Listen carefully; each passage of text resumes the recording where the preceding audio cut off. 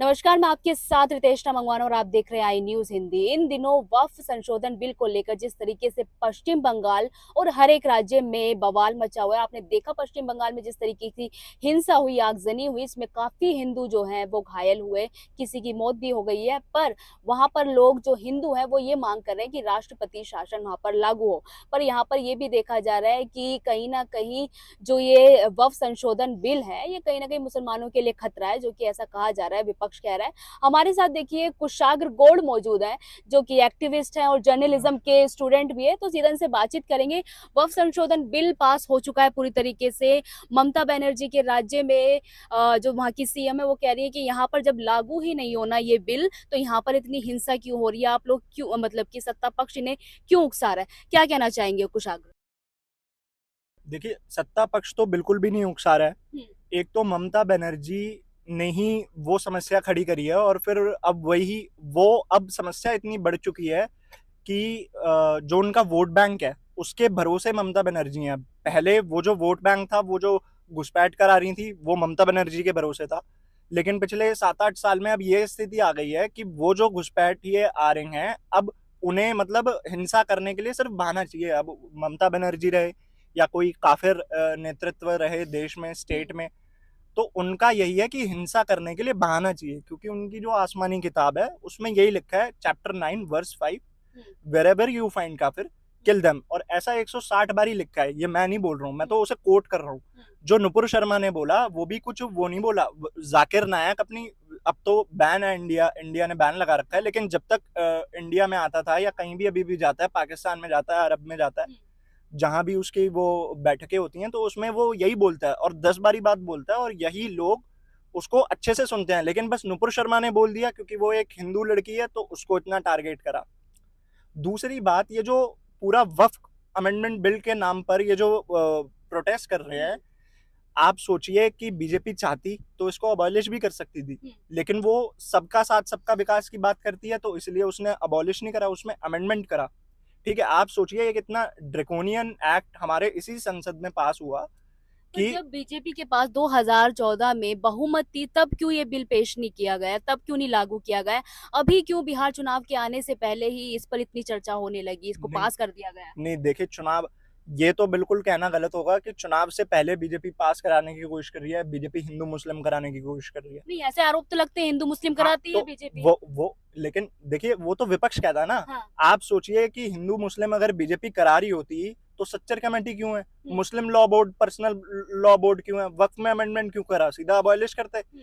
बहुमत तो अभी इनके पूर्ण बहुमत नहीं है, लेकिन बहुमत तो है। हाँ। आप सोचिए, मोदी सरकार शादी शगुन स्कीम चलाती है।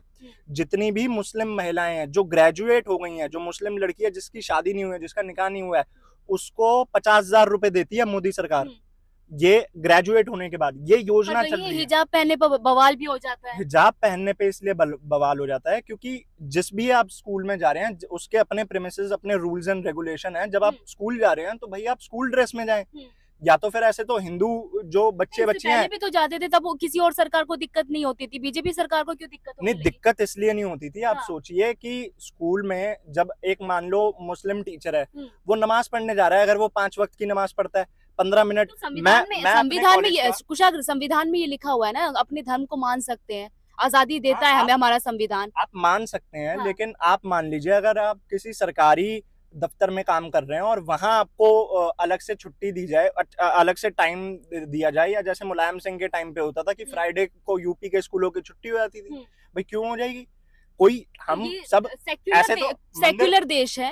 हाँ, सबको अपने धर्म, सबको अपनी जाति, सब मतलब ये मानने की सेकुलर आजादी है। हाँ। सेकुलर देश है तो हाँ। हमारे देश में वक्फ बोर्ड जैसा कानून ही क्यों होता? हम्म। अगर सेकुलर देश है तो सरकार, अभी अभी तक की भी एनडीए सरकार भी, यूपीए सरकार भी मंदिरों से टैक्स ले रही है और मस्जिदों को सब्सिडी दे रही है, और मस्जिद और चर्च तो कोई टैक्स भी नहीं दे रहे। आप सोचिए, आप राम मंदिर पे इतना बवाल कर दिया कि भाई राम मंदिर की जगह स्कूल और हॉस्पिटल बनना चाहिए।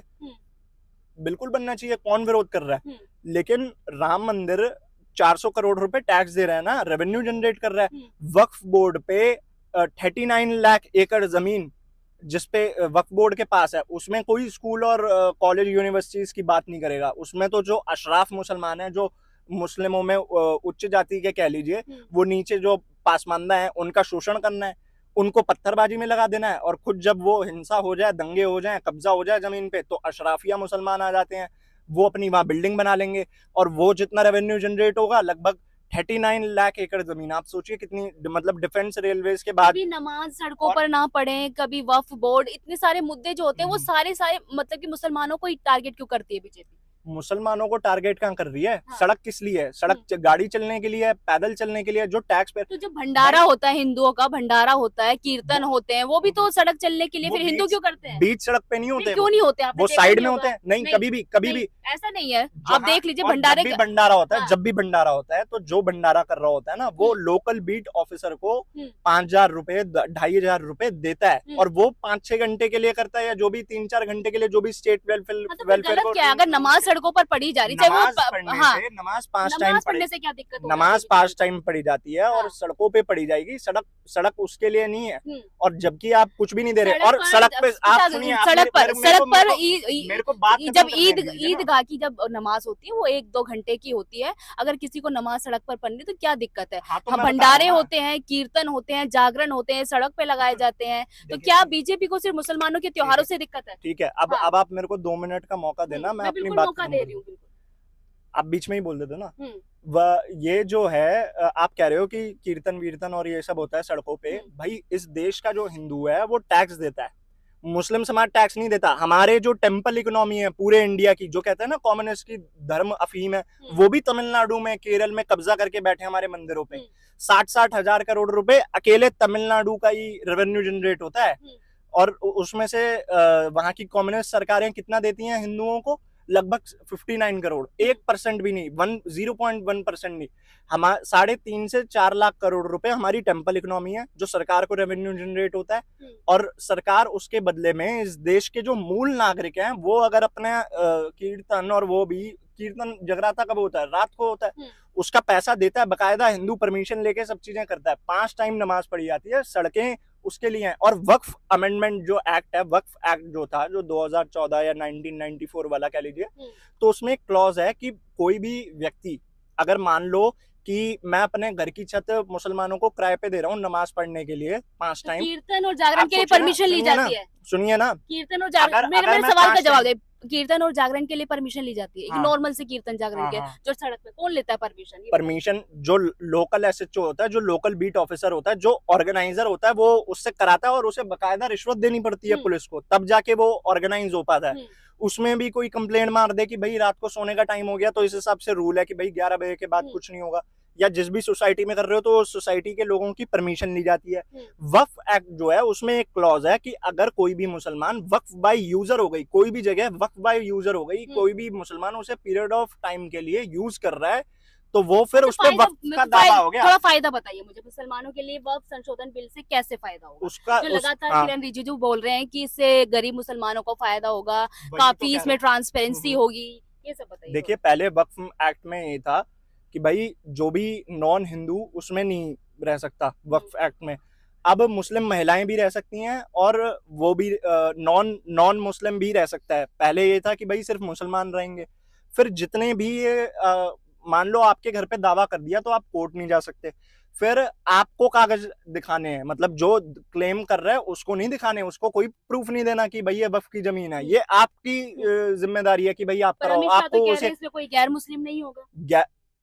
अब जो अमेंडमेंट हुआ है उसमें जितने भी एम्प्लॉइज रहेंगे ना वक्फ के, वक्फ में ट्रिब्यूनल एक मुस्लिम एमएलए होता है, वो भी मुस्लिम है। झूठ बोल रहे हैं संसद में झूठ बोल रहे, गुमराह करने की कोशिश कर रहे हैं। अमित शाह कहाँ कर रहे हैं? आपने संसद में बोला, आप कह रहे हैं कोई गैर मुस्लिम, आप समझ नहीं रहे। जो भी वक्फ की ट्रिब्यूनल है उसमें नॉन मुस्लिम्स को भी, यानी कि हिंदू, जैन, सिख, ईसाई, सबको मौका मिलेगा। ये किरण रिजिजू ने भी बोला है और अमित शाह ने भी बोला है। आपको गलत हो रहा है कि या तो कोई वीडियो कटी हुई देखी आपने? नहीं, वीडियो कटी हुई थोड़ी देखी है, संसद में बोला है अमित शाह ने। वो आप दिखाए ना। हाँ। क्या कि ये बोला है कि नॉन मुस्लिम वक्फ ट्रिब्यूनल में नहीं होगा, वो पहले नहीं होता था, अब होगा नॉन मुस्लिम में। महिलाओं शायद आप अपडेटेड नहीं है। शरिया के हिसाब से महिला मेकअप नहीं कर सकती। आप जर्नलिज्म कर रहे हो ना, आपको अगर आप शरिया लॉ स्थापित हो जाए, अभी तो हमारा देश लोकतंत्र है, कल को जो हो सकता है शरिया लॉ स्थापित हो जाए, तो फिर आप कुछ नहीं कर पाओगे, आपको घर ही बैठना आप होगा। कह रहे हैं कि उसमें चलिए गैर, मैं मान लेती हूँ आपकी बात कि उसमें गैर मुस्लिम है, वो वक्फ संशोधन बिल में जो भी बोर्ड में वो शामिल होगा, पर जैसे तिरुपति बालाजी का ट्रस्ट होता है तो उसमें आप मुस्लिम को ऐड करेंगे? उसमें ऐड किया तो अभी है कहाँ ऐड किया तिरुपति। आपने? मुस्लिम कर्मचारियों को ही निकाल दिया। जगन मोहन रेड्डी वहां का फॉर्मर सीएम चीफ मिनिस्टर है। जगन मोहन रेड्डी नाम से आपको क्या लगता है वो हिंदू है, वो क्रिश्चियन है? उस बोर्ड में अभी जो तिरुपति वाली कंट्रोवर्सी हुई है, उसमें जो बीफ के लड्डू मिले वो प्रसाद में, आप सोचिए हिंदुओं की आस्था का तो कोई सम्मान ही नहीं है इस देश में। बीफ के लड्डू मिले, वो टैलो सी फूड, अभी 2014 के बाद ही ये आस्था, ये सनातन, ये मुसलमान है, ये टोपी से पहचाना जाएगा, ये रूप से पहचाना जाएगा, ये अभी क्यों होने लगे? इससे पहले तो कभी नहीं होता था। 2014 बीजेपी का कोई लेना देना नहीं है। अगर बीजेपी को कोई गलतफहमी हो कि हिंदू रिवाइवलिज्म बीजेपी की वजह से हो रहा है, तो बीजेपी को कोई वो नहीं है। कार सेवक तब भी थे जिन्होंने गोलियां खाई, कोई बीजेपी वालों ने नहीं खाई। हाँ, आरएसएस विश्व हिंदू परिषद के भी लोग थे कुछ जिन्होंने खाई, तो इसलिए वो बना। लेकिन हिंदू रिवाइवलिज्म इंटरनेट की वजह से हुआ है, वो बीजेपी की वजह से नहीं हुआ है, तब भी सनातन था। कन्हैया कुमार कह रहे हैं कि मोदी जी संघी और आरएसएस आतंकवाद है। वो तो ये कहेंगे ही, जेएनयू में नारे लगाए भारत तेरे टुकड़े होंगे इंशाल्लाह इंशाल्लाह, ये तो किसने बोला? आरएसएस एक संघ नहीं है। आरएसएस संघ नहीं है। कन्हैया कुमार ने बोला। कन्हैया कुमार की तो आरएसएस जो संघ का मेंबर होता है उसे संघी तो बोला जाएगा, क्या गलत? संघी बोला जाएगा, लेकिन आतंकवाद से कैसे जोड़ रहे हो? हाफिज सईद को साहब कह रहे थे आप। आपने कश्मीर में हिंदुओं के नरसंहारक आतंकवादी यासीन मलिक को पीएमओ में मनमोहन सिंह ने सम्मानित करा था बुला के। आप आतंकवाद पे बोल रहे हो। आप कहते हो कि कश्मीर में आर्मी रेप करती थी वहां पंडितों की लड़कियों का। कन्हैया कुमार ने कहा है जेएनयू में भारत तेरे टुकड़े होंगे इंशाल्लाह इंशाल्लाह। तो ये तो ऐसे लोग जो है ना वो अर्बन नक्सल्स हैं। अब वो छिटपटाए हुए हैं क्योंकि ट्रम्प के जीतने की वजह से वहां यूएस एड बंद हो गई है, उन्हें फंडिंग नहीं हो रही है जितने भी एनजीओज हैं भारत में, तो इसलिए वो ऐसे उल्टे पुल्टे बयान देंगे। कोई भी ट्रम्प की जो टैरिफ लगा रहे हैं क्यों नहीं रोक पा रहे मोदी जी? रोक तो रहे हैं भाई। चाइना 1% रोक दिया, बस 27% था, रात तक सुबह 26% कर दिया। नहीं, ट्रम्प अपने देश के हित में जो मर्जी करे, उसमें मोदी जी कैसे रोक लेंगे? अपने देश की इकोनॉमी कितनी गिर जाए। इकोनॉमी कहाँ गिरी है? क्यों नहीं गिर रही है? लगातार सेंसेक्स गिर रहा है। बोलने देंगे आप, तभी तो मैं बताऊंगा। ट्रम्प ने इंडिया पे 36% टैरिफ लगाया है, अभी शायद 34% हो गया। चाइना पे 116% लगाया। चाइना और ट्रम्प की जो 2027 की बोइंग की डील थी, वो डील भी कैंसिल हो गई है। और बोइंग का जो वॉर एयरक्राफ्ट बनाते हैं, वो सारे आइटम्स बनाते हैं अंदर के इंजन विंजन, उन्होंने खुर्जा में, बुलंदशहर एक छोटा सा कस्बा है, वहां उन्होंने फैक्ट्री लगाई है पूरी, और 1 लाख करोड़ की वो इकोनॉमी हो जाएगी। आप सोचिए, ये जो ट्रम्प वाला टैरिफ वॉर है, ट्रम्प चाहता है री इन्वेंटिंग अमेरिकन स्टेट, वो भारत में पॉसिबल नहीं है। वो ट्रम्प कह रहा है अमेरिका में कि bureaucracy is threat to democracy. India में वो पॉसिबल नहीं है क्योंकि रिजर्वेशन है। अच्छा, मेरा विपक्ष जो भी करता है, जो भी कहता है, वो गलत होता है क्या? नहीं, कुछ आप कहिए ना, आप विरोध करिए। आप सीधी, विरोध तो ऐसे ही कर रहे हैं। तथ्यों नहीं, विपक्ष कहता है, जब राहुल गांधी ने भारत जोड़ो यात्रा शुरू करी थी तो मैं पूरे समर्थन में था कि भाई अच्छी होगी और अच्छा इनिशिएटिव ले रहे हैं, वो सड़कों पे उतर रहे हैं, सीधा जनसंवाद करेंगे। लेकिन उन्होंने जैसे एएस दौलत और कन्हैया कुमार ऐसे अर्बन नक्सल्स को जोड़ा अपने साथ। सलील शेट्टी आया था जॉर्ज सोरोस की फाउंडेशन का, ओपन फोर्ट सोसाइटी फाउंडेशन का, कि भाई $1 लाख खर्च करेंगे हम भारत में लोकतंत्र खत्म करने के लिए। तो ऐसे लोगों को भारत जोड़ो यात्रा में जोड़ लिया, फिर कह रहे हैं कि भारत जोड़ो हुआ है, और इसका उन्हें पॉजिटिव इम्पैक्ट पड़ा हो या नेगेटिव पड़ा हो। मोहब्बत की दुकान, मोदी जी नफरत की दुकान फैला रहे हैं यहाँ पर। नफरत की दुकान कहाँ फैला रहे हैं? वहाँ मुर्शिदाबाद में, हिंदू मुस्लिम मुर्शिदाबाद में, नागपुर में कोई हिंसा हुई अभी, वहाँ काफिरों की गाड़ियों के लिए, जिन गाड़ियों पे ओम का निशान था, वहां अटैक कर दिया। तो वो कुछ हिंदुओं ने तो शुरू नहीं करी। कोई भी हिंदुओं का त्योहार हो, वहां रामनवमी हो, हनुमान जयंती हो, उस पे यात्रा निकल रही होती है, उसी पे वो पथराव कर देते हैं। और अगर हिंदू मस्जिद के आगे नाचता भी है, तेज गाने भी बजाता है, तो भाई मस्जिद के अंदर से। नाथूराम गोडसे आरएसएस के थे या नहीं, आरएसएस के कहाँ थे वो? किसके थे? हिंदू महासभा से रिलेटेड थे। और गॉडजे ने जो भी करा हो उसमें कोई दिक्कत नहीं है, कोई आपत्ति नहीं है। जो भी महात्मा गांधी जी को नहीं, गोली मारी थी। हाँ तो महात्मा हाँ। गांधी को गोली मारी थी। महात्मा गांधी अपनी ऑटोबायोग्राफी में खुद लिखता है कि मैं नग्न सोता हूँ अपना ब्रह्मचर्य चेक कराने के लिए 2 लड़कियों के साथ, और वो उनकी घर की लगती थी। ये खुद लिखा है ऑटोग्राफी में। रीड महात्मा गांधी की 100 वॉल्यूम्स, प्लीज डू रीड। और आप सोचिए कि गांधी और ये जो अंबेडकर पे कहते हैं ना कि अंबेडकर ये जय भीम चल रहा है, भाई अंबेडकर ने कहा था मुसलमान कभी भी देशभक्त नहीं हो सकता, और एक किताब लिखी है अंबेडकर ने 1946 में लिखी है, भारत अथवा पाकिस्तान का विभाजन, वो आप पढ़िए। उसमें लिखा है मुसलमान कभी भी देशभक्त नहीं हो सकता। उसमें अंबेडकर ने लिखा है, बाबा साहब अंबेडकर ने लिखा है कि मुसलमान कभी भी इस देश के संविधान को शरिया से ऊपर नहीं मानेगा, उसके लिए पहले शरिया बाद में संविधान है। ये बाबा साहब अंबेडकर ने लिखा है कि अगर मुसलमान इस देश में रहेगा तो आपको भी कभी भी इस देश में कुशाग्र शांति नहीं लगता है रहेगी। आपको भी मुसलमानों से ज्यादा मतलब कि नहीं, मुसलमानों से दिक्कत मेरे को है। कोई दिक्कत नहीं है। हाँ। उनकी बस जो किताब में लिखा है कि वेर एवर यू फाइंड काफिर किल देम, ऐसा 170 बार लिखा है। मैं कुरान को कोट कर रहा हूँ, चैप्टर 9 वर्स 5, चलिए। वेर एवर यू फाइंड काफिर किल देम। तो ये लिखा है, इसको ठीक कर लो या भारत सरकार इस पे कुछ एक्शन ले। चलिए बहुत बहुत शुक्रिया कुशाग्र बातचीत करने के लिए। तो वक्फ संशोधन बिल को लेकर जिस तरीके से पूरे राज्यों में हंगामा चल रहा है, और हमने कुशाग्र से बात करी, जो जर्नलिज्म के स्टूडेंट भी आने वाले समय में एक्टिविस्ट भी बन सकते हैं, जिस तरीके से बेबाकी से बात कर रहे हैं।